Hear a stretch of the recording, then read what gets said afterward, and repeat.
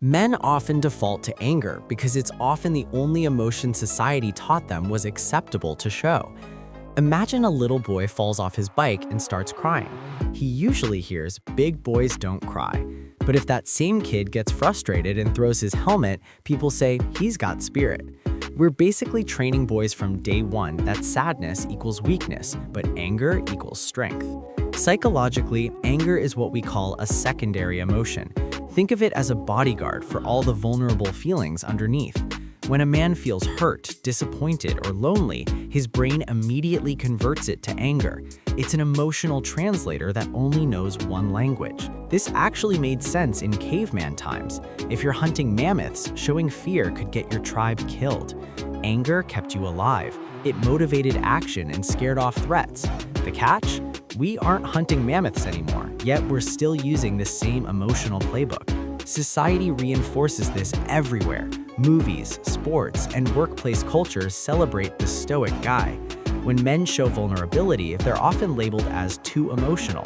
This creates an impossible standard: be human, but only the angry parts. Research shows that when men suppress sadness or fear for years, their brains literally rewire. The neural pathways for vulnerability weaken, while the anger pathways get stronger.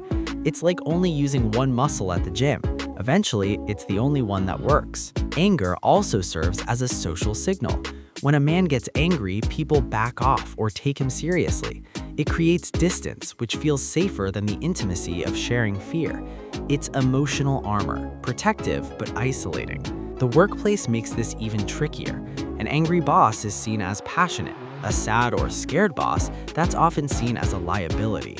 Men channel everything through anger because it's the only emotion that doesn't threaten their professional image. Think of anger as the Swiss Army knife of male emotions. It's the one tool guys are allowed to use for every situation. Sad about a breakup? Anger knife. Scared about a job interview? Anger knife. This isn't about men being stubborn. It's learned behavior from decades of conditioning. It's like being told to speak only one language and then being criticized for not being bilingual. The good news is that this pattern can change.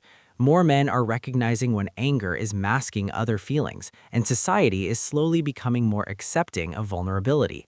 The next time you see a surface reaction of anger, remember there's likely a whole emotional iceberg underneath. Pretty powerful, right?